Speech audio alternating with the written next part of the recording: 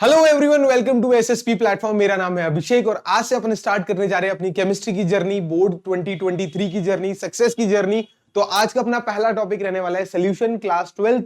और सब लोग फटाफट इस सेशन को शेयर कर दीजिए जिससे ज्यादा से ज्यादा बच्चे इसका फायदा उठा सके। तो देखिए, आज का मैंने जो सेशन लिया है वो सोल्यूशन लिया है, और क्यों लिया है मैं स्टार्टिंग आपको ये बताना चाहता हूँ।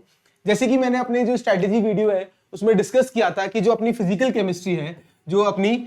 केमिस्ट्री है उसका वेटेज 23 मार्क्स का है। फिजिकल केमिस्ट्री का वेटेज जो है 23 मार्क्स का है। उस 23 मार्क्स में 3 चैप्टर्स डिवाइडेड है। पहला चैप्टर जो है अपना है सोल्यूशन, दूसरा केमिस्ट्री इलेक्ट्रोकेमिस्ट्री मेरा है, और तीसरा मेरा जो चैप्टर है वो है केमिकल काइनेटिक्स। ठीक है, अब देखिए, ये इलेक्ट्रोकेमिस्ट्री जो है मेरा 9 मार्क्स का है, ये जो सोल्यूशन मेरा है 7 मार्क्स का है, and this chemical kinetics is 7 marks. अब देखिए, जब भी फिजिकल केमिस्ट्री की बात करते हैं तो बच्चों एक चीज हमेशा ध्यान रखिएगा कि फिजिकल केमिस्ट्री जो है प्रैक्टिस बहुत ही ज्यादा जरूरत है, क्योंकि थ्योरी जो होती है वो बहुत ही ज्यादा लिमिटेड रहती है, और आपके लिए कई चीजें बहुत ही नई होगी, कई चीजें पुरानी होगी। तो देखिए, नई चीजों को रिवाइज करने के लिए आपको थोड़ा सा टाइम चाहिए होगा। अब देखिए, अपने पास नियर अबाउट 65-70 डेज है, तो अपन को क्या है, न्यूमेरिकल्स की रिवीजन भी करना है, तो उसके लिए अपन को थ्योरी भी पता होनी चाहिए। तो मेरा ये मानना है कि मैं पहले आपको फिजिकल केमिस्ट्री कवर कराऊं, जिससे आपको न्यूमेरिकल आप अपने तरफ से प्रैक्टिस कर सके। जो मैं डेली शीट्स आपको प्रोवाइड करूंगा ये कंप्लीट होने के बाद, तो अपना प्रैक्टिस भी बनी रहेगी, सैंपल पेपर्स भी अपन करते रहेंगे, और कॉन्फिडेंस भी बिल्डअप होता रहेगा। तो लेवल 0 से लेके लेवल 10 तक के अपन न्यूमेरिकल सॉल्व कर सकते। तो ये मेरा मानना है। कई कमेंट्स में मैंने देखा था, आप बच्चे ये कह रहे थे कि सर बिल्कुल बेसिक से स्टार्ट करिए। तो बिल्कुल गाइस, बच्चा पार्टी की टेंशन मत लीजिए,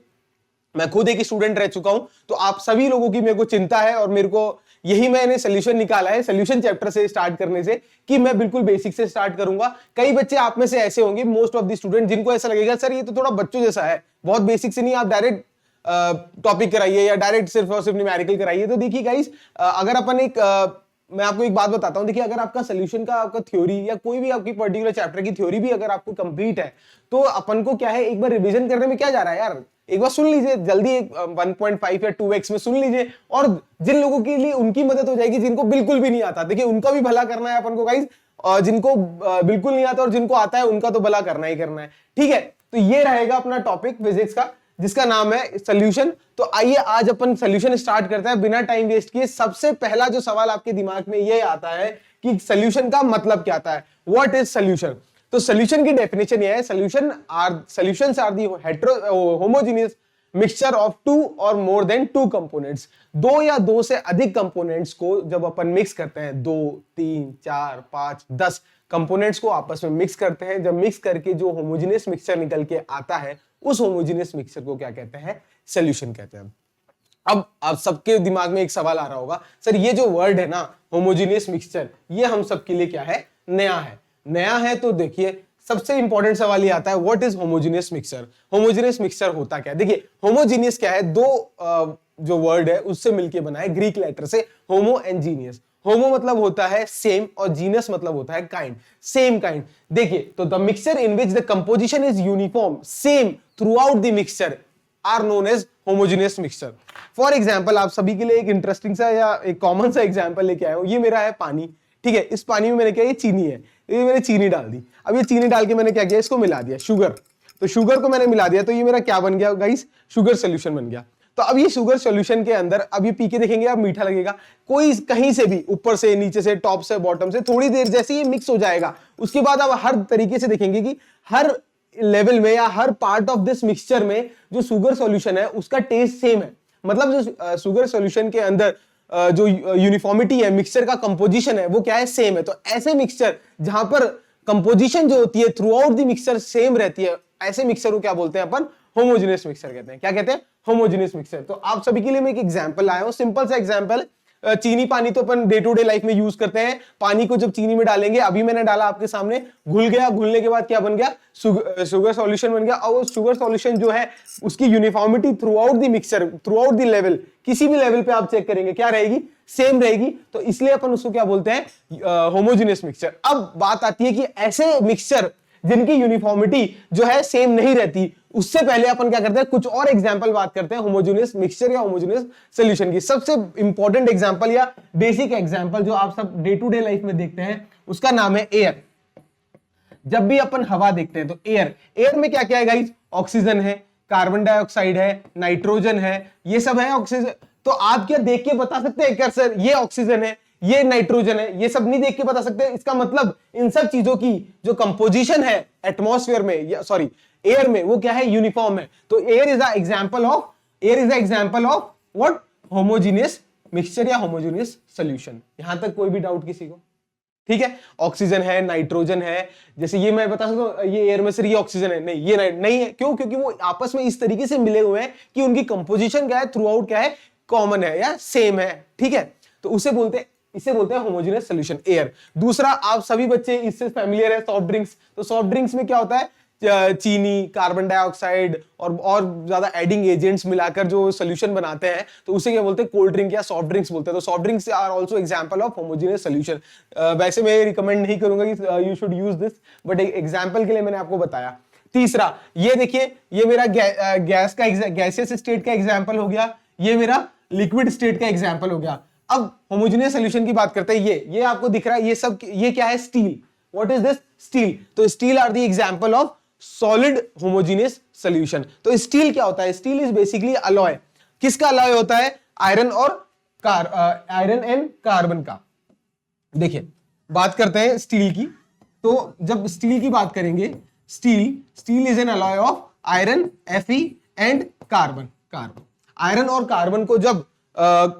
कार्बन का जब अपन अलॉय बनाते हैं तो क्या बन के आता है, स्टील बन के आता है। तो उसकी स्टील की यूनिफॉर्मिटी भी क्या होती है, सेम रहती है। उनकी कंपोजिशन क्या रहती है, सेम होती है। ऐसा नहीं है कि किसी जगह एक कोने में आयरन है, एक कोने में कार्बन है, तो ऐसा तो होता नहीं है। तो उस एग्जाम्पल को क्या बोलते हैं, होमोजेनियस सॉल्यूशन बोलते हैं। स्टील के अलावा एक और एग्जाम्पल आप बताइएगा जो डे टू डे लाइफ में आप काम में लेते हैं, बताइए फटाफट। Brass, very good. Brass is also an example of homogeneous. Copper and zinc का अलॉय होता है, कॉपर प्लस जिंक से मिलकर बनता है ब्रास। तो brass is also an example of homogeneous solution. तो होमोजेनियस का मतलब पता है कि जिसके अंदर जो मिक्सचर बनता है, जब कंपोजिशन जो होती है यूनिफॉर्म होती है थ्रू आउट। ठीक है, उसे क्या बोलते हैं अपन, होमोजेनियस सॉल्यूशन। अब बात वहीं पे आ गई घूम के कि सर ऐसे मिक्सचर जिसके अंदर कंपोजिशन जो है नॉट यूनिफॉर्म है, यूनिफॉर्म नहीं है, तो ऐसे मिक्सचर को अपन क्या बोलते हैं, heterogeneous mixture. For example, sir example की बात अगर अपन करें तो देखिए, ये मैंने 3 एग्जांपल लिए आपके लिए। ये क्या है, ऑयल है, ये क्या है, वाटर है। जब ऑयल और वाटर को आप मिक्स करेंगे तो आप देखेंगे ऑयल ऊपर आ जाएगा, वाटर नीचे रहेगा। तो क्यों, ऑयल सेपरेट हो जाता है। तो ये एग्जांपल है हेट्रोजीनियस का। क्यों? क्योंकि इसके अंदर मिक्स करने पे भी वो यूनिफॉर्मिटी कॉमन नहीं, मैं ऑयल को भी सेपरेट कर सकता हूं और वाटर को भी सेपरेट कर सकता हूं। दूसरा एग्जांपल है अपना, जैसे फॉर एग्जांपल मैंने ये लिया फ्रूट चाट आप सब बच्चों के लिए। तो फ्रूट चाट में मैंने क्या डाल दिया, बेरीज डाल दी, कुछ मैंने स्ट्रॉबेरी डाल दी, कुछ मैंने पपाया डाल दिया, उसको मिक्स कर दिया। एक मिक्सचर तो है ही। जब 2 या 2 से अधिक कंपोनेंट्स को मिला रहा हूं मैं, तो वो मिक्सचर, वो क्या बन गया, मिक्सचर बन गया, सॉल्यूशन बन गया। पर वो जो सॉल्यूशन है वो या तो होमोजेनियस हो सकता है या हेट्रोजेनियस हो सकता है। तो हेट्रोजेनियस की अगर मैं बात करूं, तो अगर मैं उन कंपोनेंट्स को इजीली सेपरेट कर पा रहा हूं या वो कंपोनेंट्स थ्रू आउटली कॉमनली या यूनिफॉर्मली डिस्ट्रीब्यूटेड नहीं है, तो ऐसे मिक्सचर को या ऐसे सॉल्यूशन को क्या बोलेंगे, हेट्रोजेनियस सॉल्यूशन। तो ये मेरा क्या है, हेट्रोजेनियस मिक्सचर या सॉल्यूशन का एग्जांपल हो गया। तीसरा, आप सभी का फेवरेट वापस बर्गर। तो बर्गर के अंदर भी बहुत सारे कंपोनेंट्स मिलते हैं। एक बन, ऊपर ब्रेड होती है, अंदर आलू टिक्की होती है, फ्रेंच और चीज होता है, बटर होता है, कैप्सिकम, कैबेज एटसेट्रा एटसेट्रा, बहुत सारी चीज होती है। तो सबको अपन क्या कर सकते हैं, सेपरेट आउट कर सकते हैं इजीली। तो वो क्या एग्जांपल है, एग्जांपल ऑफ हेट्रोजेनियस मिक्सचर। यहां तक आपको क्लियर है, कोई भी डाउट? अब देखिए इस चैप्टर के अंदर अपन क्या करेंगे, हमेशा 2 चीजों के बारे में बात करी जाएगी। देखिए, जैसे मैंने ये सॉल्यूशन बनाया, इसमें क्या चीज ली, 2 चीज ली। एक क्या लिया सर, वाटर लिया, और एक क्या लिया, चीनी लिया, मतलब शुगर लिया। तो कितने कंपोनेंट लिए, 2 कंपोनेंट। तो अपन इस चैप्टर में हमेशा 2 कंपोनेंट की बात करेंगे, जिसे अपन बोलते हैं बाइनरी सॉल्यूशंस। बाइनरी सॉल्यूशन ऐसे सॉल्यूशन होते हैं जिसके अंदर 2 कंपोनेंट्स होते हैं। तो वो 2 कंपोनेंट्स क्या क्या होते हैं, एक होता है सॉल्वेंट और एक होता है सॉल्यूट। तो सॉल्यूट क्या होता है और सॉल्वेंट क्या होता है। देखिए, किसी भी मिक्सर के अंदर, ये मैंने बताया सॉल्यूशन, किसी भी सॉल्यूशन के अंदर जो सबसे ज्यादा मात्रा में होगा, सबसे ज्यादा क्वांटिटी में होगा, उसे बोलता है सॉल्वेंट। सिंपल सा कंसेप्ट है। जैसे इस शुगर सॉल्यूशन की मैंने बात की, तो शुगर सॉल्यूशन के अंदर मेरा सबसे ज्यादा मात्रा किस चीज की है सर, वाटर। तो वाटर मेरा क्या हो गया, सॉल्वेंट, सिंपल। और जो अदर देन सॉल्वेंट जो भी प्रेजेंट होता है सॉल्यूशन के अंदर, उसे क्या बोलते हैं, सॉल्यूट। तो वाटर के अलावा इसमें क्या प्रेजेंट है सर? शुगर। तो शुगर क्या हो गया मेरा? सल्यूट। तो यही याद ही नहीं करना बच्चों, सल्यूट क्या है? Components present in the solution other than solvent. तो अपन को सॉल्वेंट पता होना चाहिए। सॉल्वेंट क्या है? Component that is present in the largest quantity. Simple सी बात है। फॉर एग्जाम्पल एयर की बात करेंगे तो एयर में क्या सबसे ज्यादा लार्जेस्ट क्वांटिटी होती है? बताइए, नाइट्रोजन। ठीक है। नेक्स्ट एग्जांपल मैंने लिया था कोल्ड ड्रिंक, सॉफ्ट ड्रिंक्स में वाटर। ठीक है। और क्या एग्जांपल लिया था? जैसे मैंने कोई भी एग्जांपल, जैसे शुगर सॉल्यूशन लिया, जैसे मैं लेमन चीनी पानी, नींबू पानी बना रहा हूं, तो नींबू पानी में क्या है? कई बच्चे नमक, फॉर एग्जांपल मुझे नमक वाला पसंद है, तो नींबू निचोड़ा मैंने पानी में, फिर नमक डाला, फिर उसको हिलाया, तो जो मैंने किस में डाला? वाटर में डाला। तो सबसे ज्यादा क्वांटिटी किसकी है सर? वाटर की। तो वाटर मेरा हो गया सॉल्वेंट। सॉल्यूट क्या हो गया सर? नींबू और सॉल्ट। तो नींबू plus salt is solvent, solute, and water is my solvent. तो जो भी कंपोनेंट सबसे लार्जेस्ट अमाउंट में प्रेजेंट है तो वो मेरा क्या होगा? आज से सॉल्वेंट होगा। और जो भी कम क्वांटिटी में प्रेजेंट है वो क्या होगा? सॉल्यूट होगा। एक नोट करके एक बात लिख लीजिए, आप सब पेन और कॉपी के साथ नोट करके ये बात लिख लीजिए, जो सॉल्वेंट होता है मेरा, solvent determines the physical state of solution. क्या है? Solvent determines the physical state of solution. Note करके एक पॉइंट लिख लीजिए, solvent determines the physical state of solution। अब फिजिकल स्टेट का सबको मतलब पता है। फॉर एग्जांपल अगर मैंने अभी वही बेसिक सा एग्जांपल लिया, क्या लिया मैंने? शुगर सॉल्यूशन लिया, तो शुगर सॉल्यूशन के अंदर शुगर मेरा क्या है? सॉल्यूट है। सॉल्वेंट क्या है? वाटर है। अब सॉल्वेंट जो है वो डिटरमाइन करता है सॉल्यूशन की फिजिकल स्टेट। अब सबको पता है ये चीनी पानी जो है ये किस स्टेट में है? इसका फिजिकल स्टेट क्या है? सॉलिड है, लिक्विड है या गैस है? सब बच्चे बताएंगे क्या है सर? लिक्विड है। लिक्विड क्यों है? क्योंकि इसमें सॉल्वेंट लिक्विड है। क्या है? सॉल्वेंट क्या है? लिक्विड है। अगर मैं क्या करूं ऑन दी अदर एंड, एक कटोरी, एक बाउल में चीनी ले ली, उसमें एक चम्मच मैंने क्या डाल दी? फॉर एग्जांपल पानी। उसको मैंने हिलाया तो वो जो सोल्यूशन बना वो भी सोल्यूशन है, क्योंकि बस उसमें सर क्या है? Quantity of water is less as compare to quantity of sugar. तो उस केस के अंदर जो सोल्यूशन है वो क्या रहेगा sir? Solid rather than liquid. क्यों रहेगा सॉलिड? क्योंकि उसके अंदर सॉल्वेंट जो कि शुगर। तो ये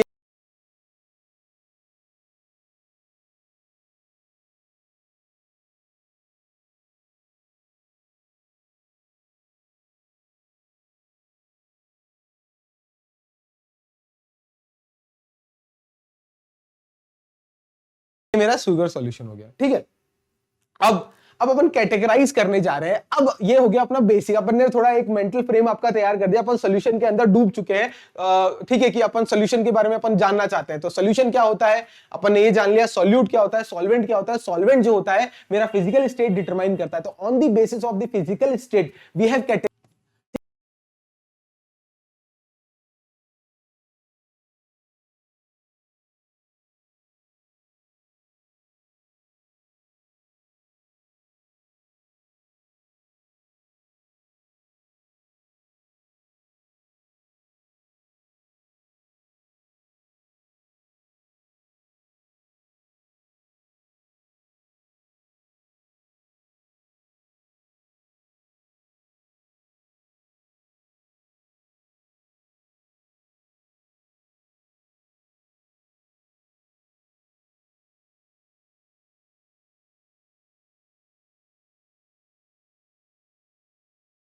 ठीक है। तो ये बात क्लियर है। आइए अपन एग्जांपल से अपन डिस्कस करते हैं फर्दर। तो पहला अपन बात करते हैं सॉलिड सॉल्यूशन के अंदर। सॉलिड सॉल्यूशन के अंदर सॉल्वेंट मैंने क्या लिया है? तीनों जगह सॉलिड लिया है। सॉल्यूट, अब देखिए, अब सॉल्वेंट अगर मेरा सॉलिड है तो अब सॉल्यूट क्या क्या हो सकता है? पहला केस में सॉलिड हो सकता है, या लिक्विड हो सकता है, या गैस हो सकता है। तो पहले मैंने क्या किया? सॉलिड इन सॉलिड, सॉलिड को सॉलिड में डिसॉल्व किया। एग्जाम्पल उसमें कॉपर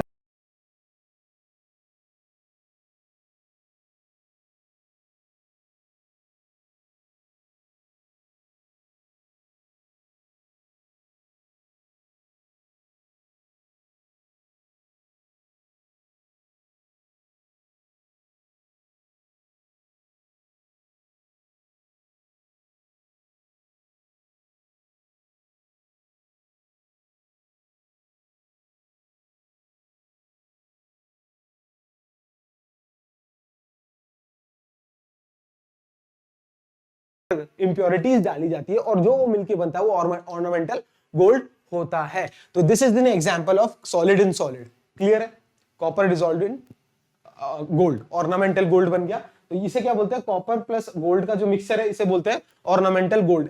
एक मार्क्स का फिर एमसीक्यू आ गया, what how ornamental gold is found, sir by mixing copper in gold, pure gold. ठीक है, हर एक चीज एनसीईआरटी का हर एक लाइन का 1 मार्क्स का क्वेश्चन बन सकता है। तो देखिए इसीलिए मैं छोटी सी छोटी चीज को कवर कर रहा हूं। आगे मूव करते हैं। सॉल्यूट मेरा लिक्विड है और सॉल्वेंट मेरा सॉलिड है। तो लिक्विड इन सॉलिड में मैंने क्या किया, for example mercury in sodium, क्या किया, मरकरी इन सोडियम। मरकरी पता है Hg, क्या होता है मरकरी, Hg। तो मरकरी क्या है, लिक्विड मेटल है, क्या है, लिक्विड मेटल है। तो लिक्विड है मरकरी, उसको मैंने सोडियम प्लस सोडियम, सोडियम क्या है सर मेरा सॉलिड है। तो जब मैंने मरकरी को सोडियम में डाला, तो हमेशा मरकरी का जितने भी अपन मिक्स करते हैं तो उसे बोलते हैं अमालगेशन। क्या बोलते हैं, अमालगेशन। तो amalgamation of mercury with liquid, amalgamation is basically mixture. तो जब भी मरकरी की मिक्सचर्स की बात करते हैं, मरकरी के जब भी अपन मिक्सचर्स की बात करते हैं तो अपन हमेशा वर्ड यूज करते हैं अमालगेशन। ठीक है, तो amalgam of mercury with sodium is an example of liquid in liquid. तीसरा बचता है अपना गैस इन सॉलिड। तो गैस इन सॉलिड मतलब गैस, मान लीजिए हाइड्रोजन इन पैलेडियम। पैलेडियम क्या होता है मेरा, देखिए पैलेडियम पीडी होता है। पैलेडियम जो होता है, यहां मैं लिख देता हूं, पैलेडियम इज पीडी। और हाइड्रोजन, जब भी अपन हाइड्रोजन और पैलेडियम का मिक्सचर बनाते हैं तो this is an example of gas in solid. तो जो मेरा पैलेडियम होता है it is solid in room temperature. Room temperature पे मेरा पैलेडियम क्या होता है, सॉलिड स्टेट के अंदर होता है। इसका एटॉमिक नंबर फटाफट मेरे बच्चे बता देंगे कितने है, 46 इसका एटॉमिक नंबर होता है। 46 है गाइस, ठीक है, 46 इसका एटॉमिक नंबर है। ठीक है, अब सबसे ये तो रही से सिंपल सी बात सर, ठीक है मैं याद कर लूंगा, हाइड्रोजन को मैंने पैलेडियम में मिलाया तो क्या बना sir, gas in solid. But लेकिन क्वेश्चन ऐसे नहीं आता। क्वेश्चन हमेशा जो केस बेसिस क्वेश्चन होता है वो इस तरीके से आएगा कि एक ऐसा सॉलिड है जो कि हाइड्रोजन को अपने वेट के 900 टाइम्स जो है डिसॉल्व कर लेता है। क्वेश्चन क्या बोल रहा हूं, एक ऐसा सॉलिड जो कि रूम टेम्परेचर पे हाइड्रोजन को अपने खुद के वेट के 900 टाइम्स डिसॉल्व कर लेता है, नेम दैट सॉलिड। तो वो सॉलिड क्या है, पैलेडियम। तो पैलेडियम एक नोट करके, फिर बाद में अपन एक बात लिखेंगे, नोट NOTE, नोट करके कि palladium can absorb hydrogen 900 times more than its own wait. ठीक है, नोट करिए क्या लिखेंगे, palladium PD can absorb hydrogen more than 900 times as compared to its own weight।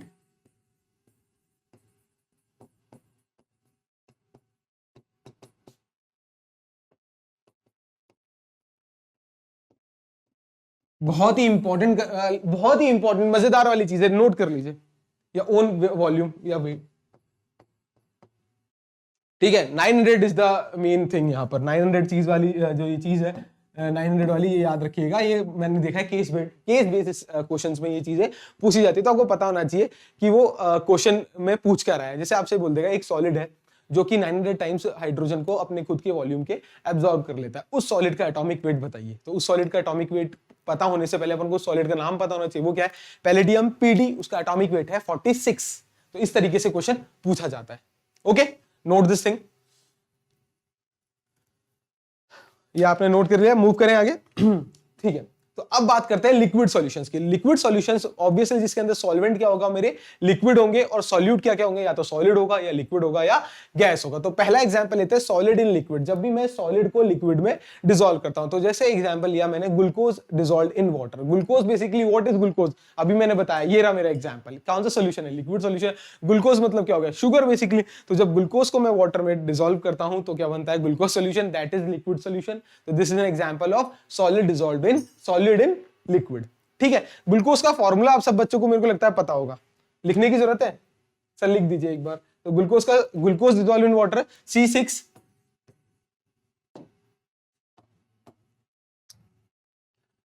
C6H12O6 plus water. This is my, ये क्या है मेरा, glucose dissolved in water. This is an example of liquid solution. अभी अभी आपके सामने मैंने practical करके दिखाया। ठीक है। दूसरा, अब अपन बात करते हैं लिक्विड इन लिक्विड। सॉलिड तो मेरा ग्लूकोज हो गया। अब बात करते हैं लिक्विड इन लिक्विड, वो भी सोल्यूशन तो लिक्विड ही होगा क्योंकि सॉल्वेंट मेरा लिक्विड है। लिक्विड इन लिक्विड का एग्जांपल ले लिया मैंने, ethanol dissolved in water. What is ethanol? Ethanol क्या होता है? एक तरीके का अल्कोहल होता है जो कि कई फार्मास्यूटिकल इंडस्ट्रीज में काम में आता है, कई मेडिसिन बनाने के काम में आता है। और जो लिकर जो अपन मार्केट में लोग खरीदते हैं, जैसे वोडका हो गया, रम हो गया, एटसेट्रा, बियर हो गया, इनके अंदर जो अल्कोहल, कौन सा टाइप ऑफ अल्कोहल? इथेनॉल, बहुत ही माइन्यूट क्वांटिटी में यूज करता है, क्योंकि अगर इसका जैसे ही वेट इंक्रीज हो गया तो it can turn into poison. तो इथेनॉल का फॉर्मूला भी आप सब बच्चों को मेरे को लगता है पता होना चाहिए, तो मैं बता देता हूं, अपन अल्कोहल वाले चैप्टर में पढ़ेंगे। इथेनॉल का फॉर्मूला होता है CH3CH2OH। ये OH क्या इंडिकेट करता है? This is an alcohol. क्या है? Alcohol group. और CH3CH2 जब IUPAC नोमेनक्लेचर करेंगे अपन तो याद, दो को ETH इथेन बोलते हैं, दो कार्बन वाले को तो इथेन ऑल। तो ethanol when dissolved in water turn gives the liquid solution. तो इसे this is an example of liquid in liquid. ठीक है, नेक्स्ट अपन बात करते हैं गैस इन लिक्विड। तो ऑक्सीजन डिसॉल्व्ड इन वाटर, जब भी अपन ऑक्सीजन को वाटर में डिसॉल्व करते हैं तो देखिए ऑक्सीजन डिसॉल्व्ड इन वाटर, ये मेरा लिक्विड हो गया, ये मेरा लिक्विड हो गया और ये मेरा गैस हो गया। देखिए ये बहुत ही ज्यादा एग्जांपल आप देखते हैं कि अपने जो ओशंस होते हैं या जो अपने रिवर होती है, इसके अंदर जो ऑक्सीजन होती है ये डिसॉल्व्ड फॉर्म में होती है वाटर के साथ, तो इसे बोलते हैं डिसॉल्व्ड ऑक्सीजन। एक्वेटिक लाइफ को सर्वाइव करने के लिए दिस इज वेरी इंपॉर्टेंट। तो this is an example of gas in liquid. Clear है गाइस? ठीक है, कोई भी डाउट हो तो प्लीज कमेंट कर दीजिएगा। पहला सेशन है, हो सकता है ट्यूनिंग बैठने में थोड़ा टाइम लगे, तो ना घबराना नहीं है, ऐसा भी कोई भी मतलब डोंट गेट परेशान। कोई भी डाउट है तो कमेंट बॉक्स में कर दीजिएगा, मैं अपने आप को इंप्रोवाइज करने की तैयार हूं। आप अपन ना ट्यूनिंग बैठनी है, ठीक है? ट्यूनिंग फॉक वाला एग्जांपल आपने किया होगा, सचिन सर ने कराया होगा, तो अपनी ट्यूनिंग बैठनी चाहिए। तो ट्यूनिंग बैठने में थोड़ा सा अपन को समय देना पड़ेगा। ठीक है, अब अगला एग्जांपल अगला अपन सोल्यूशन पढ़ने वाले गैसियस सोल्यूशन। गैसियस सोल्यूशन जिसके अंदर सॉल्वेंट क्या होगा? मेरा गैस होगा, और सोल्यूट क्या होगा? सॉलिड होगा, लिक्विड होगा या गैस होगा। तो पहला अपन पढ़ेंगे सॉलिड इन गैस। तो camphor in nitrogen gas. Camphor क्या होता है? कपूर। कपूर को जब मैं नाइट्रोजन गैस में मिलाऊंगा तो क्या बनेगा? Sir kapoor is my solid and nitrogen is gas, तो सॉलिड इन गैस का एग्जांपल हो गया कैम्फर इन नाइट्रोजन गैस। दूसरा एग्जांपल लेते हैं अपन liquid in gas sorry, liquid in gas का जब अपन एग्जांपल लेंगे तो जैसे क्लोरोफॉर्म ले लिया मैंने, क्लोरोफॉर्म इन नाइट्रोजन गैस। तो क्लोरोफॉर्म का फटाफट मुझे क्लोरोफॉर्म का बच्चों केमिकल फॉर्मुलेशन या केमिकल कंबशन बताओ। तो क्लोरोफॉर्म इज व्हाट? CHCl3। तो ये मेरा इसका डायग्राम होता है।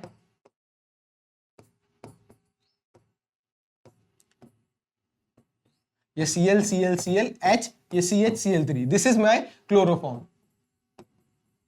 क्लोरोफॉर्म ये वही क्लोरोफॉर्म है जो कि जब आप देखते हो कि वो वैन आती है, फटाफट खोलते हैं और मुंह पे लगाते हैं, वो जो किडनैपिंग वैन में आते हैं ना, वही वाला क्लोरोफॉर्म है। तो it can be very hazardous as well as it can be very useful as medical point of view से बहुत ज्यादा इंपॉर्टेंट है। कई मेडिसिनल पर्पज में इसका बहुत ही ज्यादा काम आता है। ठीक है, तो जब इसको मैं नाइट्रोजन गैस में डिसॉल्व करूंगा तो व्हाट इज क्लोरोफॉर्म? लिक्विड होता है, हमेशा क्या होता है? लिक्विड फॉर्म में होता है क्लोरोफॉर्म। ये भी याद रखेंगे रूम टेम्परेचर में। जब मैं इसको गैस में नाइट्रोजन में मिक्स करूंगा तो जो सोल्यूशन बनेगा वो मेरा क्या बनेगा? गैसियस बनेगा। क्यों? क्योंकि मेरा सॉल्वेंट क्या है? गैस है, and this is example of liquid in gas. Clear है? अब बात करते हैं gas in gas. Gas in gas का एग्जांपल तो बताने की जरूरत नहीं है, ये मेरी हवा जो है वो गैस इन गैस का एग्जांपल है। ऑक्सीजन एंड नाइट्रोजन का जो मिक्सचर है एयर के अंदर वो क्या है? गैस इन गैस का एग्जांपल है। किस स्टेट में है सर? गैसेस स्टेट में। ज्यादा क्वांटिटी किसकी होती है एयर में? नाइट्रोजन की होती है। ऑक्सीजन 21% होता है, आपको पता है रफ। तो 21% is dissolved in near about 70%। तो this is an example of gas in gas. Okay, तो यहां तक अपना फंडा क्लियर है ना? तो ये बेसिक चीज है, इसमें कुछ 1-2 मार्क्स के question, 2 marks very short answer पक्का आएगा और शॉर्ट आंसर भी आएगा। ठीक है, very short and MCQ, sorry. Okay, तो नाउ लेट्स मूव अहेड। अब अपन बात करते हैं कंसंट्रेशन ऑफ सॉल्यूशन की। देखिए अभी तक अपन ने सॉल्यूशन की बात कर दी, टाइप ऑफ सॉल्यूशन की बात कर दी, सॉल्यूट की बात कर दी, सॉल्वेंट की बात कर दी। अब अपन बात करते हैं कंसंट्रेशन ऑफ सॉल्यूशन। कंसंट्रेशन का मतलब क्या होता है? कंसंट्रेशन का मतलब ये होता है कि सॉल्यूशन में मेरे 2 चीजें हैं, सॉल्यूट है और एक सॉल्वेंट है। तो कौन सा किस मात्रा में प्रेजेंट है उसे बोलते हैं कंसंट्रेशन ऑफ सॉल्यूशन। जैसे मैंने बोला कि मैंने क्या किया, ये मैंने लिया एग्जाम्पल। तो एग्जाम्पल मैंने क्या किया, इस वाटर में मैंने 1 चम्मच चीनी डाली थी, तो इसका मेरा कुछ कॉन्सेंट्रेशन हुआ, इसको पिया मैंने, थोड़ा मुझे मीठा लगा। अब मैंने क्या किया, इसके अंदर एक पूरा बाउल ऑफ चीनी डाल दिया, मतलब बहुत ज्यादा चीनी डाल दी। तो जब मैं ज्यादा चीनी डाल दूंगा जैसे मैंने एक एग्जांपल लिया, जब मैं ज्यादा चीनी डालूंगा फिर उसको डिसॉल्व करूंगा तो उस केस में मेरे को बहुत ज्यादा मीठा लगेगा, तो मैं कहूंगा अरे यार ये बहुत मीठा है। तो इसी मतलब शुगर की कॉन्सेंट्रेशन क्या बोलेगा, अगर मैं टेक्निकली थोड़ा बोलूंगा तो क्या बोलूंगा, शुगर की कॉन्सेंट्रेशन ज्यादा है, पहले वाले केस में शुगर की कॉन्सेंट्रेशन कम है। तो जब मैं ऐसे बोल रहा हूँ कि सॉल्यूट की कॉन्सेंट्रेशन, सॉल्वेंट की कॉन्सेंट्रेशन, तो मैं बेसिकली किसकी बात कर रहा हूँ, कॉन्सेंट्रेशन ऑफ सॉल्यूशन की बात कर रहा हूँ। Concentration of solution is the measure of how much amount of solute and solvent is dissolved in the given amount of solution, or in simple words I can say concentration means what amount of solute and solvent is present in the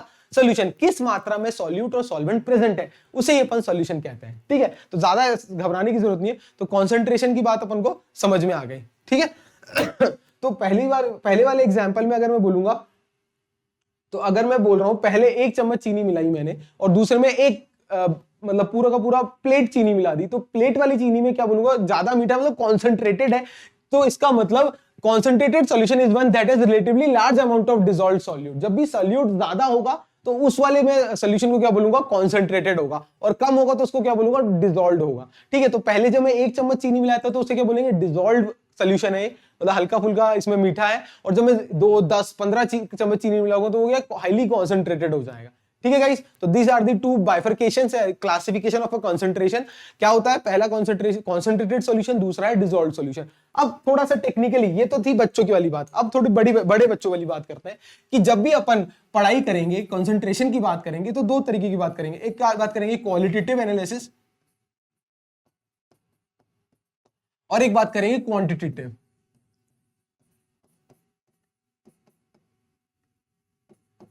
ठीक है, qualitative analysis और quantitative. Quality मतलब किस quality of concentration है, मतलब ज्यादा मीठा है, कम मीठा है, तो ये थोड़ा नॉन टेक्निकल या नॉन साइंस स्टूडेंट वाली बात है कि सर कितना मीठा है, ज्यादा, ये तो मैं क्या कोई भी बता देगा, कोई भी किसी भी स्ट्रीम का बच्चा बता देगा सर ज्यादा मीठा है, कम मीठा है, या कैसा मीठा है, या ज्यादा खट्टा है या कम खट्टा है। तो ये है क्वालिटेटिव एनालिसिस, जो कि अपन ऐसे बताते हैं इट इज मोर कॉन्सेंट्रेटेड और लेस कॉन्सेंट्रेटेड, डाइल्यूट है या कॉन्सेंट्रेटेड है। बट जब अपन साइंस के स्टूडेंट है तो अपन को ज्यादा अच्छे से आना चाहिए, तो उसे बोलते हैं क्वांटिटेटिव एनालिसिस। तो अपन क्वांटिटेटिवली किसी मिक्सचर के बारे में बात करेंगे तो अपन बहुत सारी टर्मिनोलॉजीज यूज करेंगे कि इसकी मास बाय मास परसेंटेज कितना है, मास बाय वॉल्यूम परसेंटेज कितना है, वॉल्यूम बाय वॉल्यूम परसेंटेज क्या है, what is the mole fraction of sugar in sugar solution. तो ऐसे भारी भरकम जब अपन बातें करेंगे तो अपन कहलाएंगे साइंस के स्टूडेंट। तो आज अपन बात करने जा रहे हैं quantitative analysis, quantitative analysis of how to study the concentration of solution. तो क्वांटिटेटिव एनालिसिस में अपन इन 7 चीजों के बारे में बात करेंगे। क्या क्या, एक तो मास परसेंटेज के बारे में बात करेंगे जिसे अपन W/W भी बोलते हैं। दूसरा अपन वॉल्यूम परसेंटेज के बारे में बात करेंगे जिसे अपन V/V कहते हैं। तीसरा अपन बात करेंगे मास बाय वॉल्यूम परसेंटेज जिसे बोलते हैं W/V। तीसरा पार्ट पर मिलियन ppm के बारे में बात करेंगे, मोल फ्रैक्शन के बारे में बात करेंगे, मोलैरिटी के बारे में बात करेंगे और मोलैलिटी के बारे में बात करेंगे। तो ये जो क्वांटिटेटिव एनालिसिस है ये आपके 12th बोर्ड के लिए 100% इंपॉर्टेंट है। और दूसरा आपका नीट का जो एग्जाम आएगा इसके अंदर से क्वेश्चन डेफिनेटली 100% आने वाला है। तो ये जो मेरे को अच्छे से पढ़ना है, वैसे तो सभी अच्छे से पढ़ना है, बट लेकिन जब भी किसी टॉपिक का मतलब वेटेज ज्यादा होने वाला है ना तो मैं इस तरीके से बोल दूंगा। ठीक है, तो स्टार लगा दिए, तो मैं आपको डेफिनेटली बोल रहा हूँ स्टार वाले टॉपिक आप देखिएगा, जरूर आपके एग्जाम में आएंगे, तो ये प्लीज इसको ढंग से पढ़िएगा। कोई भी डाउट आए तो वहीं आप मुझे बता दीजिएगा, तो मैं नेक्स्ट क्लास में सबसे पहले उस चीज को स्टार्ट करूंगा। तो सबसे पहले अपन बात करते हैं अपन मास परसेंटेज की। किसी भी मास percentage of a component in a solution, कि क्या मास है किसी भी गिवन कंपोनेंट का किसी सॉल्यूशन के अंदर, और उसकी परसेंटेज की अपन बात करते हैं। तो what is the mass percentage. तो अगर मैं मास percentage of any component in given solution की बात करूं तो what is this is nothing but mass of component in upon mass of solution, mass of solution into 100 क्यों सर, परसेंटेज की बात करी तो मास of component, given component in the solution upon mass of the total mass of the solution into 100। ठीक है, अब अगर मैं बात करूं मास परसेंटेज ऑफ सॉल्यूट, अगर मैं बोलूं what is the mass percentage of solute, अगर मैं कंपोनेंट वर्ड की जगह अगर मैं सॉल्यूट यूज करूं, सॉल्यूट, तो मास ऑफ कंपोनेंट क्या हो जाएगा, मास ऑफ दैट सॉल्यूट। अगर मैं मास परसेंटेज ऑफ सॉल्वेंट की बात करूं, अगर मैं मास परसेंटेज ऑफ सॉल्वेंट की बात करूं तो यहां क्या हो जाएगा सर, सॉल्वेंट हो जाएगा। पर नीचे किससे divide, mass of solution will be fix, तो mass percentage of any component in the given solution is mass of component divided by mass of solution into 100। Mass किसकी बात करी मैंने, MASS, वेट, W/W। तो W/W से इसको इसलिए denote करते हैं क्योंकि अपन वेट या मास की बात करते हैं, फिजिक्स वाले वेट की नहीं, केमिस्ट्री वाले वेट की। केमिस्ट्री में वेट इज वही ग्राम केजी, फिजिक्स में M into G, mass into acceleration due to gravity. तो this is a bit different. तो ये केमिस्ट्री है तो केमिस्ट्री की तरीके से पढ़ेंगे। तो W/W हमेशा मास परसेंटेज होता है। क्यों होता है, क्योंकि मास ऑफ सॉल्यूट या solvent upon mass of solution into 100 की बात करते हैं अपन। तो ये देखिए तो थोड़ा सा समझाने की बात करता हूं। अगर कोई भी किसी भी जगह ये लिखा हुआ है, फॉर एग्जाम्पल अगर किसी भी जगह आपको ये लिखा है 10% of solution of glucose in water, 10% W/W solution of glucose in water. तो सर इसका मतलब क्या है, इसका मतलब ये है, देखिए मेरा ये है ग्लूकोज प्लस वाटर, ये मेरा क्या है, पूरा सोल्यूशन है।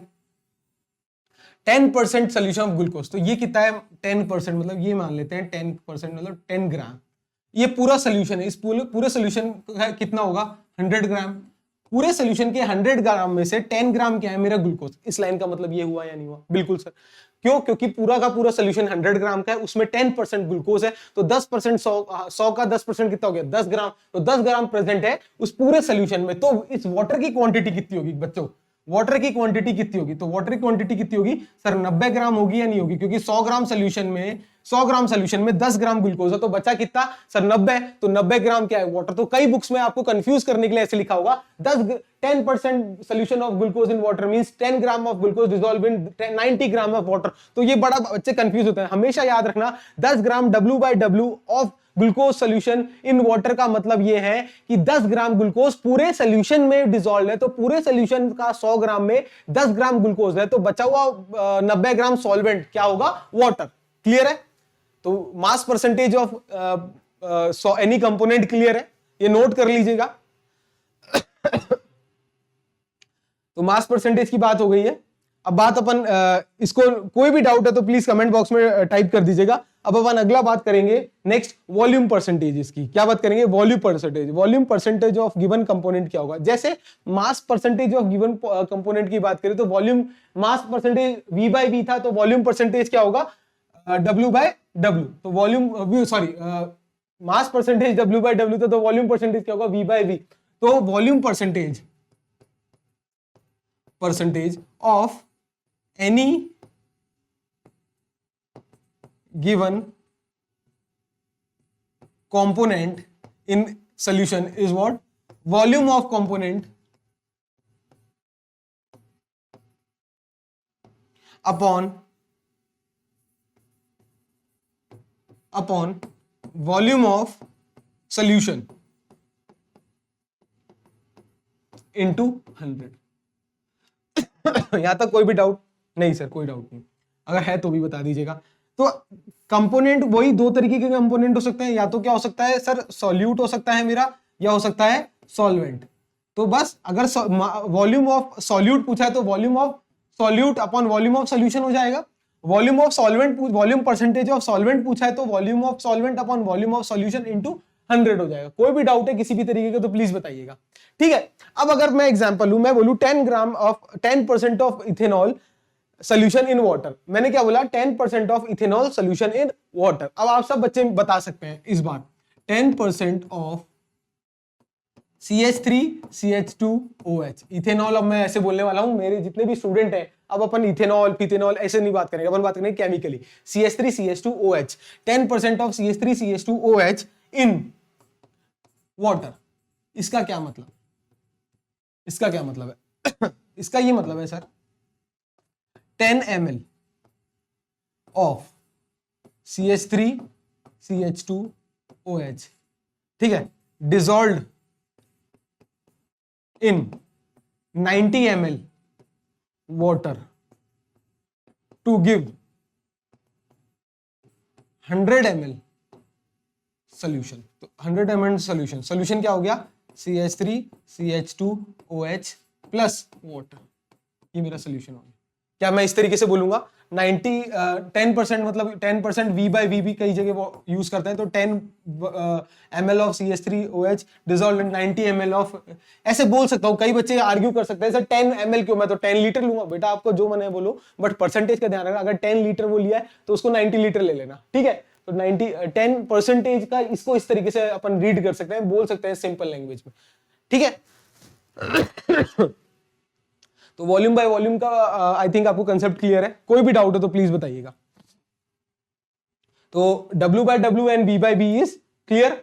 अब नेक्स्ट अपन बात करते हैं मास बाय वॉल्यूम परसेंटेज की। क्या बात करते हैं, मास बाय वॉल्यूम परसेंटेज, इसको डिनोट करते हैं W/V। जब भी आप अभी देखिए घर पे जाइएगा, घर पे अगर हैं आप, तो अपने जैसे जितनी भी अपने फॉर एग्जांपल कोई भी मेडिसिन है, तो मेडिसिन का जो कंपोजिशन है उसको रीड करिएगा। उस कंपोजिशन में आपको कई जगह W/V चीजें लिखी हुई होगी। तो मास बाय वॉल्यूम परसेंटेज जो है फार्मास्यूटिकल यूनिवर्सिटी इंडस्ट्रीज में या फार्मा इंडस्ट्री में या फिर मेडिसिन में बहुत जगह यूज होता है, ये वाला फॉर्मूला, ये वाला फंडा, ठीक है। कफ सिरप जितने भी होते हैं या लिक्विड जितनी भी दवाइयां होती है ना, उसमें आप कंपोजिशंस पढ़ेंगे तो W/V जो है मेंशन्ड होता है। तो mass of the mass by volume percentage का ये मतलब हो गया mass of solute dissolved in 100 ml of solution. इसका क्या मतलब हो गया,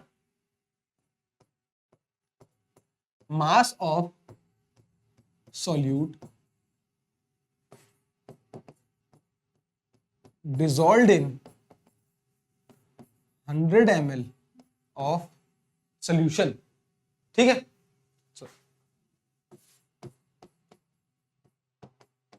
तो ये क्या होगा, mass of solute W dissolved in 100 ml of solution volume V।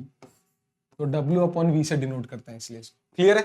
For example मैं बोलूं, अगर फॉर एग्जांपल मैं बोलूं 5% शुगर सॉल्यूशन इन वाटर, क्या बोल रहा हूं मैं, 5% शुगर सॉल्यूशन इन वाटर, ठीक है। मैंने बोला 5% शुगर सॉल्यूशन इन वाटर, इसका क्या मतलब हो गया, मतलब 5 gram sugar dissolved in water to give 100 ml of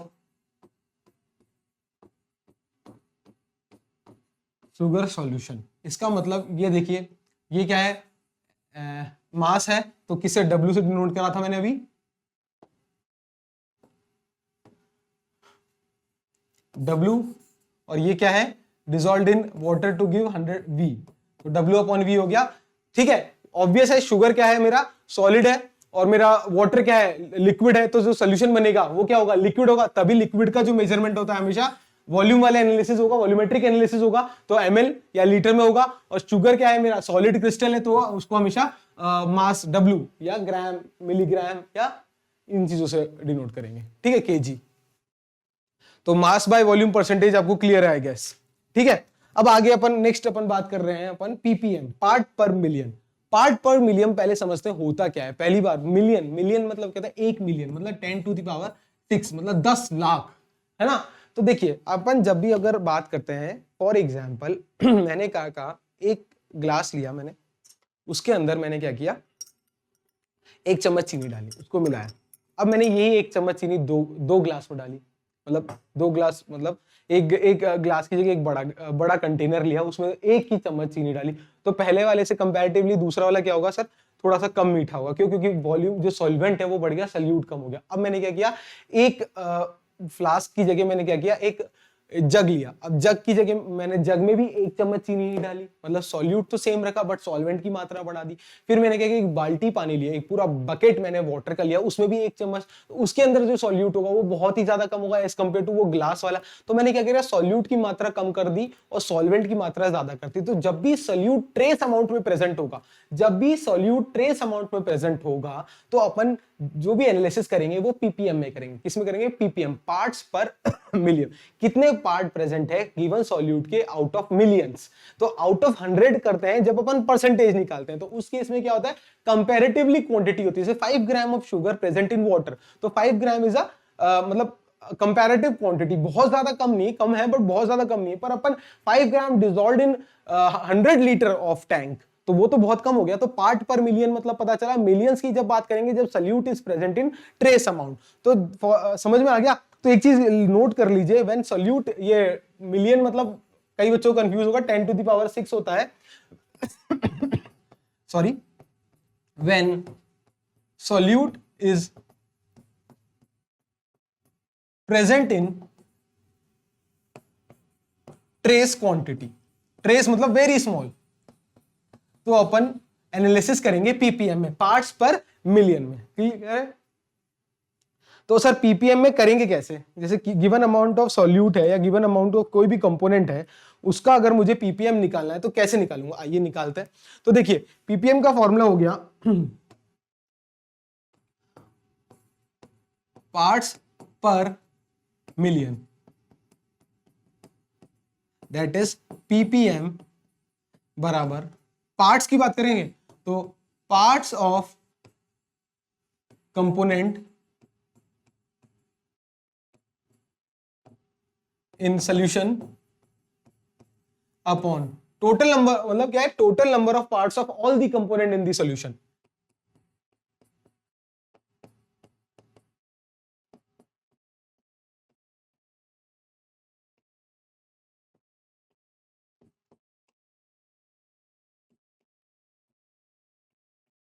into 100 नहीं, इंटू 10 टू द पावर 6। ठीक है?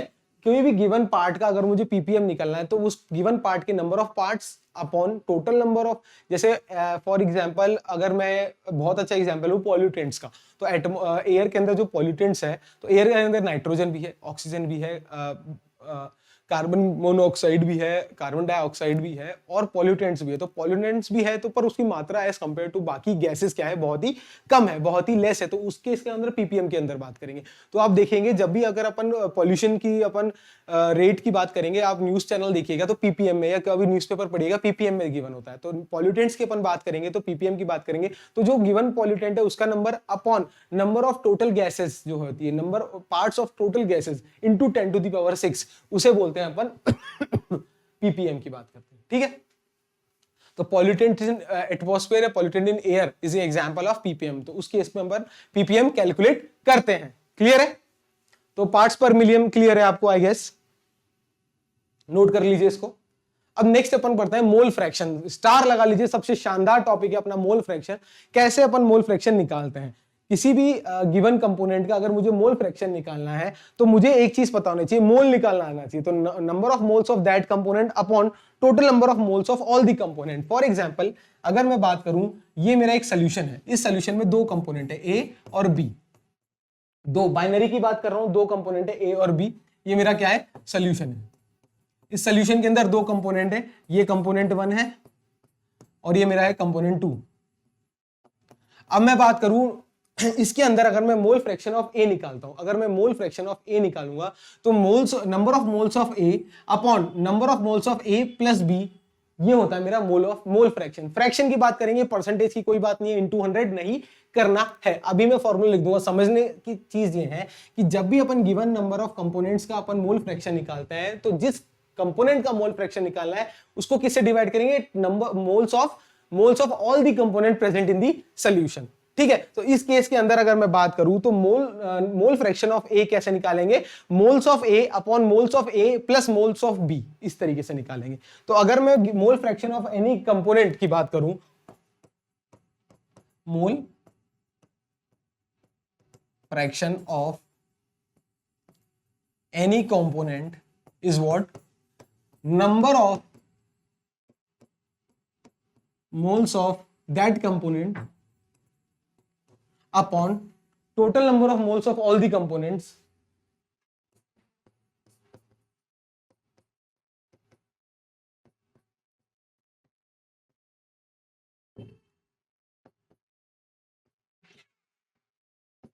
बस ये होता है मेरा नंबर ऑफ मोल फ्रैक्शन का फॉर्मूला। क्लियर है? कोई भी डाउट हो तो बताइए। तो this is mole fraction of any component. अब जैसे कि मैंने ये एग्जांपल लिया था आपके सामने ए और बी का ए और बी का मैंने जो एग्जांपल लिया था, इस केस के अंदर अगर मैं मोल फ्रैक्शन ऑफ ए निकालूं, अब हाँ सॉरी एक चीज और मैं बताना चाहता हूं, इसका जो डिनोट करते हैं इसको इस तरीके से डिनोट करते हैं। ये एक्स है, एक्स बोल लीजिए, इसे बोलते हैं काई, CHI, काई। काई लेटर होता है काई, तो काई इज व्हाट? Mole fraction. ठीक है, तो काई ऑफ ए, अगर मैं मोल फ्रैक्शन ऑफ ए की बात करूं, काई ऑफ ए की बात करूं, तो what is mole fraction of A? Number of moles of A upon number of moles of A plus number of moles of B. ठीक है, दो कंपोनेंट अगर 3 होता तो प्लस सी भी लग जाता, कोई डाउट नहीं। ये होता है मेरा मोल फ्रैक्शन ऑफ ए, ये है मेरा मोल फ्रैक्शन ऑफ ए। अगर मैं मोल फ्रैक्शन ऑफ बी निकालूं, अगर मैं मोल फ्रैक्शन ऑफ बी निकालूं, तो वो क्या होता है? Number of moles of B upon number of moles of A plus number of moles of B. कोई डाउट नहीं, घबराएंगे नहीं। कई बच्चे ऐसे हो जो दिमाग में आ रहा है यार मोल कैसे निकालते हैं, तो मोल निकालना भी मैं सिखाऊंगा, कोई टेंशन की बात नहीं है। तो ये हो गया मेरा काई ऑफ बी। अब एक काम करें, दोनों इक्वेशन को ऐड कर दीजिए, that is chi of A plus chi of B. X A plus X B भी कई बच्चे बोलते हैं, पर काई बोलिए ज्यादा अच्छा, टेक्निकली सॉलिड लगेंगे। तो क्या होगा? N A plus N B upon N A plus N B is equal to क्या होगा? 1। इसका मतलब जब जितने भी कंपोनेंट्स है प्रेजेंट है गिवन सॉल्यूशन में, उन सबके मोल फ्रैक्शन को जोड़ूंगा तो हमेशा सम क्या आना चाहिए? 1। फ्रैक्शन है, फ्रैक्शन का टोटल जो छोटे छोटे छोटे छोटे फ्रैक्शंस मिलकर क्या बनाते हैं? एक होल। होल मतलब 1, होल इज 1। तो mole fraction of A plus mole fraction of B is always 1। अगर दो कंपोनेंट है, अगर 3 होते हैं, मान लो 3 होते हैं, एक गिवन सॉल्यूशन के अंदर 3 कंपोनेंट है, ए बी और सी, तो what is mole fraction of A plus mole fraction of B plus mole fraction of C? क्या हो जाएगा? 1। वैसे ही अगर मेरे किसी गिवन कंपोनेंट के अंदर, अगर किसी भी गिवन कंपोनेंट के अंदर अगर आई कंपोनेंट्स आर प्रेजेंट है, किसी गिवन सॉल्यूशन में I number of components are present, तो what is chi A plus chi B plus dot dot dot dot chi I is always equals to 1। या इसको ऐसे भी बोल सकते हैं, summation of chi I when I goes from 1 to n, अगर n number of component is always equal to 1।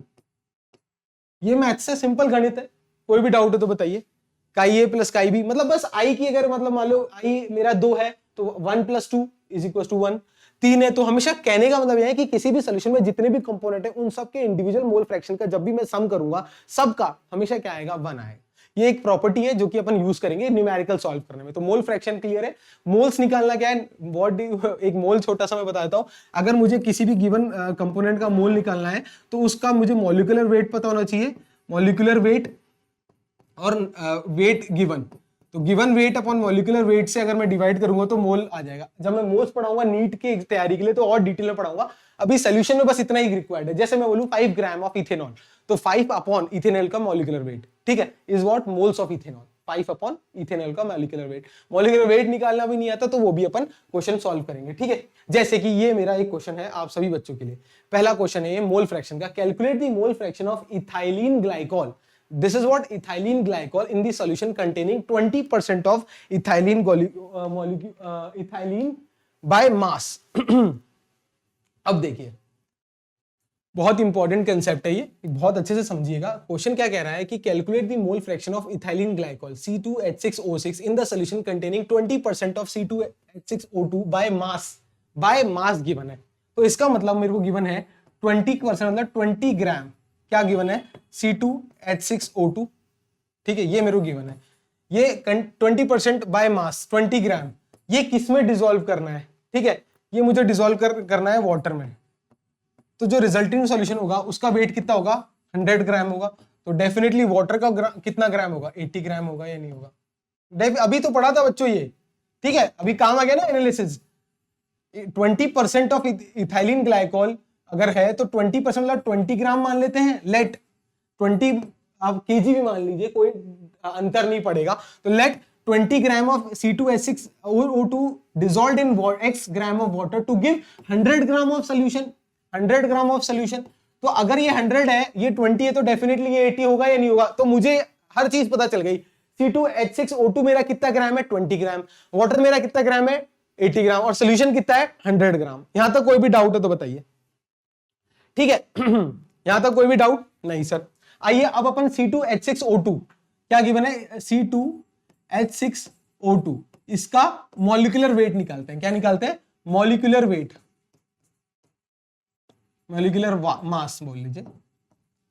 कैसे निकालेंगे सर? 2 इंटू, ठीक है। अब फटाफट मुझे कार्बन का एटॉमिक वेट बता दीजिए। कार्बन का एटॉमिक वेट सभी बच्चों को पता है, कितना होता है sir? 12। Sir 12 plus 6 into hydrogen का कितना होता है? 1 प्लस 2 इंटू ऑक्सीजन का कितना होता है सर? 16। यहां तक कोई भी डाउट किसी भी बच्चों को? ठीक है, कैलकुलेट कीजिए। 24 प्लस 6 प्लस 16 टू 32, कितना आ गया? 62 ग्राम पर मोल।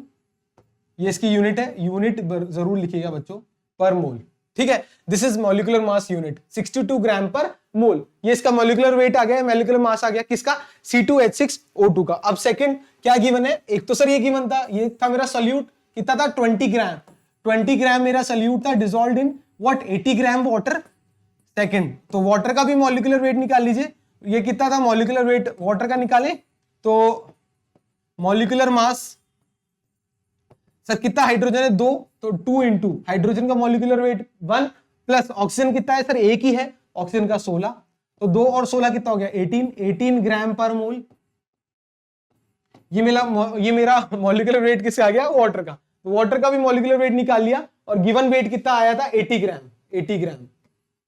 अब मुझे क्वेश्चन, ये मेरा सारी डिटेलिंग मैंने निकाल लिया। अब मेरे क्वेश्चन क्या पूछ रहा है मैं ये समझ लेता हूं। क्वेश्चन कह रहा है calculate the mole fraction of C2H6O2, that is ethylene glycol का मुझे क्या निकालना है? मोल फ्रैक्शन निकालना है। ठीक है, आइए मोल फ्रैक्शन का फॉर्मूला लिख लेते हैं। तो मोल फ्रैक्शन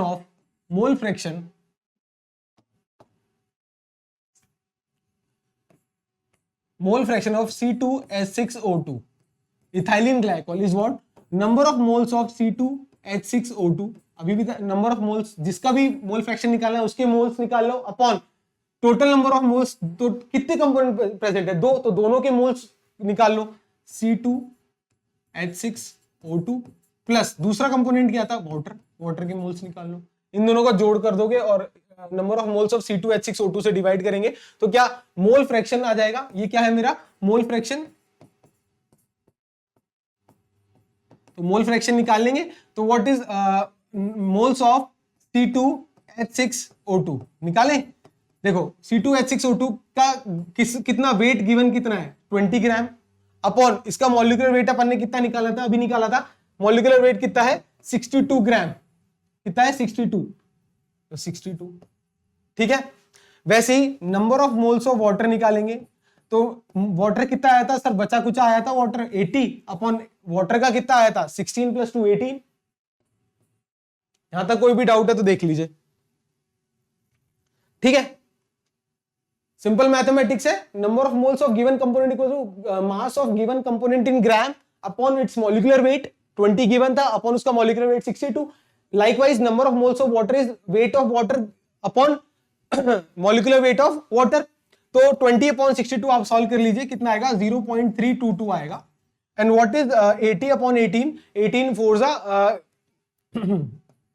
प्लस 4.44। ये मेरे आ गए मोल्स। क्या आ गए? मोल्स आ गए।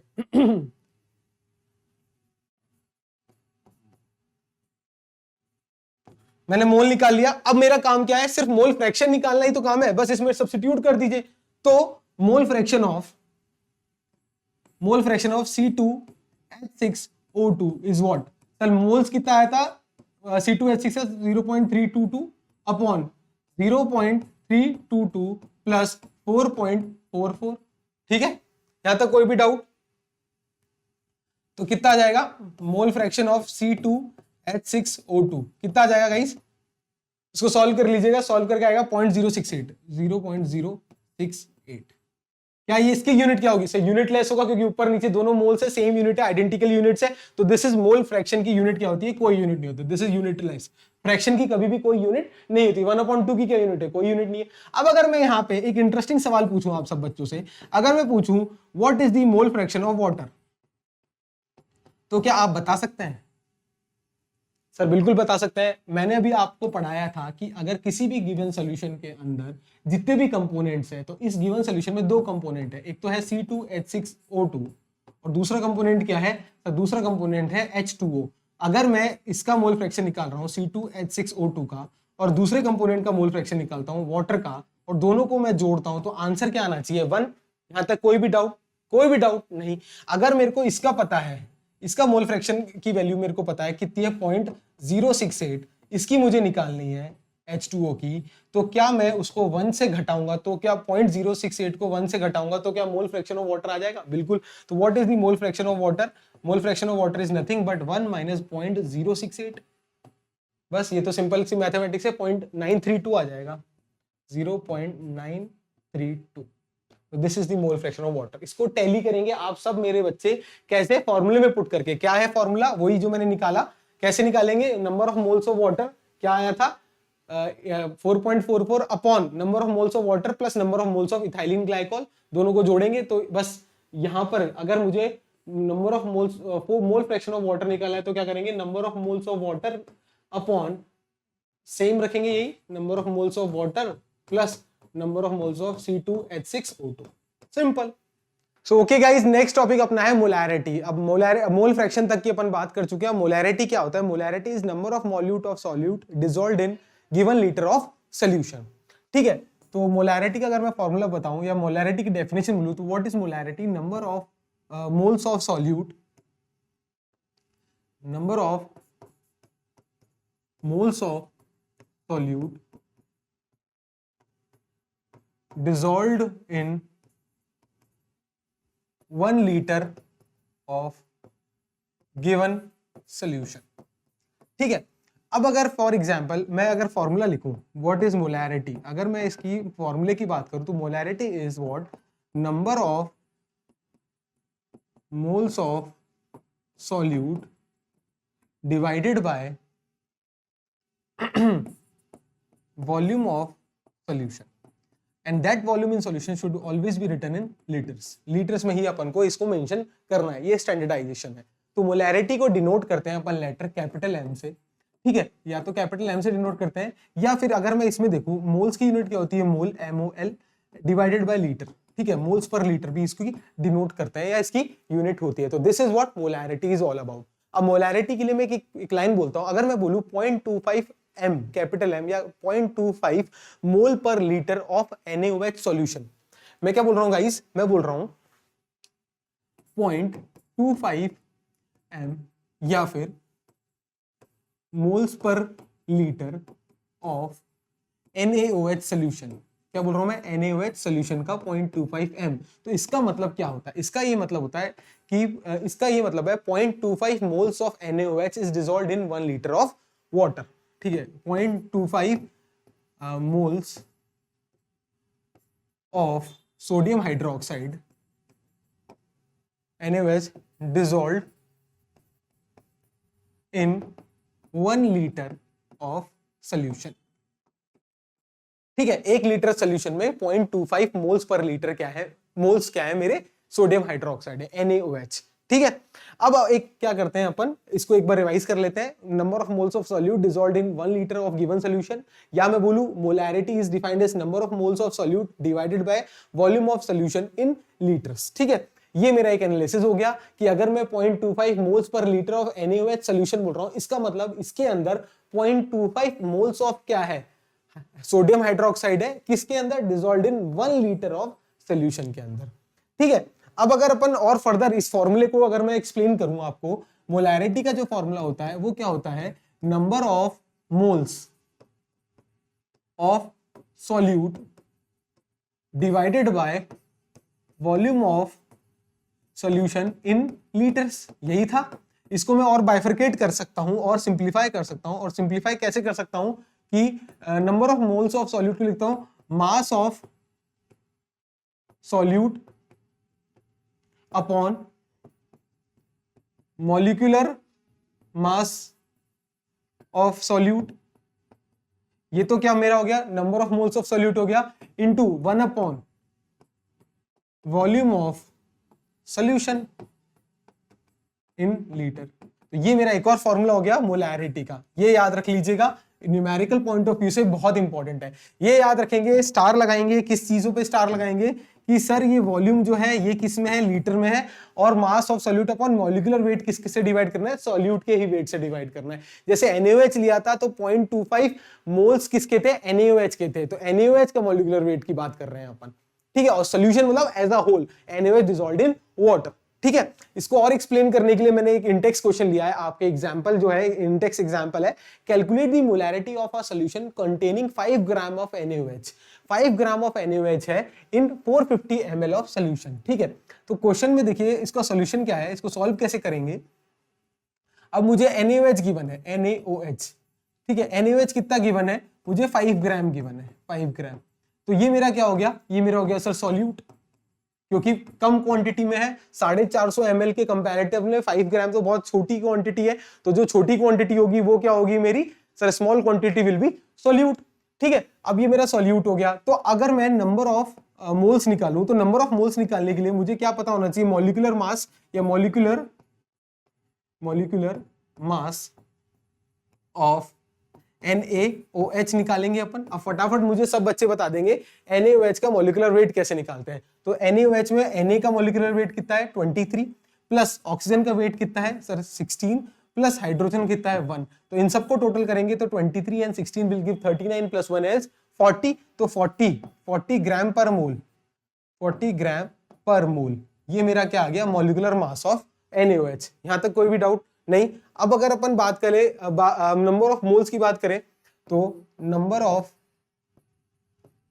मोल्स ऑफ NaOH निकालने अगर अपन, तो वो कितना हो जाएगा सर, मास कितना गिवन है, 5 ग्राम ऑफ NaOH, कितना उसका मॉलिक्यूलर वेट 40। यहां तक कोई भी डाउट, ठीक है। अब नेक्स्ट अपना काम ये है मोलैरिटी निकालना। तो मोलैरिटी का फॉर्मूला मुझे पता है, molarity is what, number of moles of solute upon volume of solution, किसमें, in litres guys, in litres. अभी आपको पता चल जाएगा कि इन लीटर क्यों कह रहा हूं, स्टैंडर्ड फॉर्मूला है इसलिए लीटर में ही निकालना पड़ेगा। तो मोलैरिटी का फॉर्मूला क्या है, नंबर ऑफ मोल्स निकाला था मैंने कितना, 5/40 इंटू वॉल्यूम ऑफ सोल्यूशन कितना गिवन है सर 450, ये ml में गिवन है, तो इसको लीटर में कन्वर्ट करने के लिए 1000 से डिवाइड करेंगे। तो ये क्या मेरा आंसर आ गया, नहीं आ गया। यहां तक कोई भी डाउट नहीं, कोई भी डाउट नहीं है सर, ठीक है। सॉल्व कर लीजिए ये, ठीक है। 5 1 5 5 9 45 और 2 5 5/18 आ गया। तो मोलैरिटी का फॉर्मूला क्या आ गया, 5/18 दैट इज इक्वल्स टू 0.278, कितना हो जाएगा 0.278 मोल्स पर लीटर बोलो या फिर कैपिटल M करके बोलो, दोनों एक ही बात है। तो 0.278 आ गया। इसकी unit is important, this is not like mole fraction, unitless नहीं, इसकी यूनिट है। यूनिट के लिए बहुत इंपॉर्टेंट कंसेप्ट यहाँ पे मैंने बता दिया, लीटर में रखना बच्चों, बहुत बच्चे ये गलती करते हैं। फिर मैं बोल रहा हूँ, अभी अपन को लग रहा है अरे सर क्या बच्चों जैसी बात कर रहे हो, बच्चों जैसी बात हो जाएगी एग्जाम में तो अपना नुकसान हो जाएगा, इसलिए मैं बच्चों जैसी बात 10 बार रिपीट करूंगा बट आपका नुकसान नहीं होने दूंगा, ठीक है। तो ये बात यहाँ तक क्लियर है, मोलैरिटी क्या होती है, ठीक है। अब नेक्स्ट अपन बहुत ही शानदार कंसेप्ट डिस्कस करने वाले हैं, मोलैलिटी। तो मोलैलिटी क्या होता है, अब सर मोलैरिटी एंड मोलैलिटी बस एक एल का डिफरेंस है, एक एल का डिफरेंस है। मोलैरिटी में क्या था, number of moles of solute in dissolved in 1 litre of solution. इसमें क्या होगा, number of moles of solute dissolved in per gram, dissolved in per gram of sorry per KG of solvent, ठीक है। Number of moles of solute per KG of solvent, number of moles of solute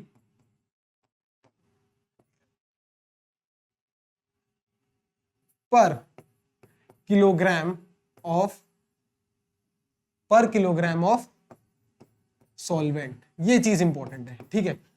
वहां पर क्या था, number of moles of solute पर litre of solution था, क्या था सॉल्यूशन। मोलैरिटी के अंदर number of moles of solute upon volume of solution था। यहां पर क्या है, number of moles of solute upon mass of solvent, और मास ऑफ सॉल्वेंट भी किसके अंदर, इन केजी, पर केजी, क्या है पर केजी। तो molality is what, number of moles of solute divided by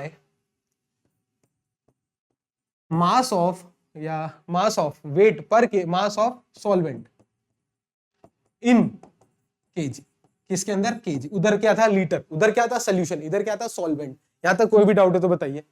ठीक है, ठीक है, तो इसको डिनोट करेंगे स्मॉल एम से, या फिर मोल्स, या फिर moles per KG, obviously sir, क्योंकि वो मोल्स अपॉन पर केजी था, तो या फिर मोल पर केजी। ठीक है, दो डिनोशन है, एक तो स्मॉल एम से डिनोट करते हैं मोलैलिटी को, और मोल्स पर केजी से डिनोट करते हैं।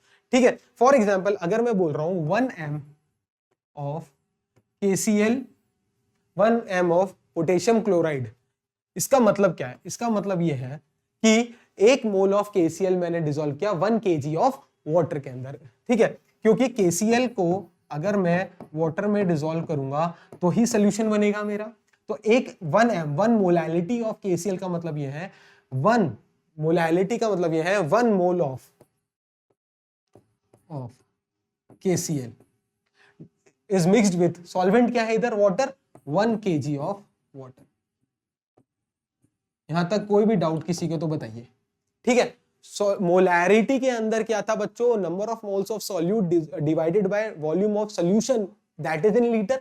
और मोलैलिटी के अंदर क्या होगा, number of moles of solute divided by mass of solvent जिसमें डिसॉल्व किया जा रहा है। तो KCl is dissolved in water, तो वाटर क्या है मेरा सॉल्वेंट, वो कितना है 1 kg। तो 1 m ऑफ KCl का मतलब क्या हो गया, KCl का मतलब क्या हो गया, KCl का 1 मोल किसमें प्रेजेंट है, 1 kg ऑफ वाटर के अंदर, डिसॉल्व किसमें है 1 kg ऑफ वाटर के अंदर है। यहां तो कोई भी डाउट है तो बताइए। ठीक है, ये डाउट मैं आपको इस एग्जांपल के थ्रू क्लियर कर दूंगा। एग्जांपल ये है, calculate molality of 2.5 gram of ethanoic acid. Ethanoic acid क्या है, CH3COOH। ठीक है, इन 75 ग्राम ऑफ बेंजीन। ठीक है, अब क्वेश्चन ये है, इस तरीके से क्वेश्चन बोला गया है कि ये जो मेरा इथेनोइक एसिड है CH3COOH को मैंने बेंजीन C6H6, बेंजीन का फॉर्मूला होता है बच्चों, बेंजीन का फॉर्मूला क्या होता है C6H6 में डिसॉल्व किया है। तो ये मेरा कितना 2.5 ग्राम है, तो ये मेरा सॉल्यूट है। और C6H6 कितना ग्राम है, 75 ग्राम है, तो कंपैरेटिवली ये क्या मेरा सॉल्वेंट है। ठीक है, अब किसकी मोलैलिटी निकालनी है सर, सॉल्वेंट की निकालनी है। तो molality is what, number of moles of solute, that is what CH3COOH upon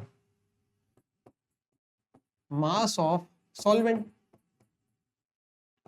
in kg, that is what benzene C6H6। यहां तक कोई भी डाउट किसी भी बच्चों को? तो ये मेरा मोलैलिटी का सिंपल सा फॉर्मूला है। अब मुझे दो चीजें निकालनी है, सिर्फ एक चीज निकालनी है, number of moles of solute निकालना है। मास ऑफ सॉल्वेंट तो गिवन है 75 ग्राम गिवन है, तो बस उसको केजी में कन्वर्ट करने के लिए 1000 से डिवाइड करना है, सिंपल सा फंडा है।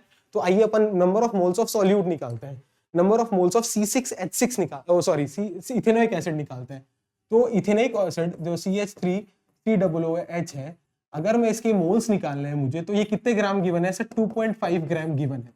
तो ये तो मॉलिक्यूलर, इसका नंबर ऑफ वेट गिवन है कि कितना वेट है, इसका मॉलिक्यूलर वेट निकालना है, मॉलिक्यूलर मास निकालना है।